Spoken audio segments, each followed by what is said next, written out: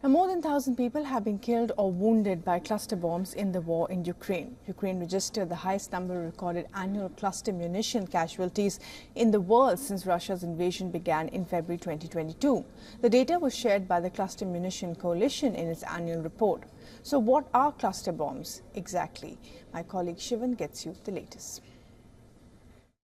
Cluster munitions or cluster bombs, they are designed to disperse several submunitions, and submunitions are small bombs. They are dispersed after exploding in the air. The submunitions are essentially grenades with tail fins or a streamer to help them land in the right orientation. Now, the submunitions then explode when they hit the ground, affecting a much larger area than a single concentrated explosion in the case of an orthodox bomb. It can cover areas the size of several football fields.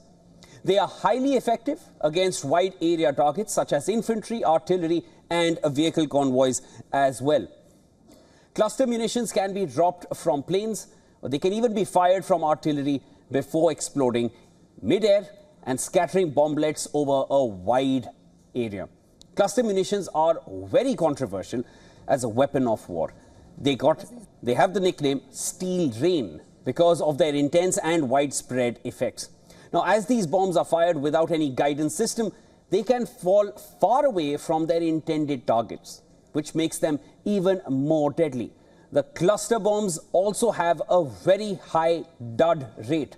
Now, a dud is essentially an explosive which does not explode. And a high dud rate means that the bombs, they often fail to detonate when they crash to the ground. The non-detonating bomblets, they still pose a very high risk. They effectively turn into anti-personnel mines, and it can easily kill innocent civilians years after the conflict is over. One of the worst affected by these non-detonating bomblets are children, who often get drawn towards them due to their unique shape and colors. Now, the Convention on Cluster Munitions signed by 124 countries so far, and as many as 112 countries have ratified the treaty, which came into effect in the year 2010, banning the use of cluster bombs.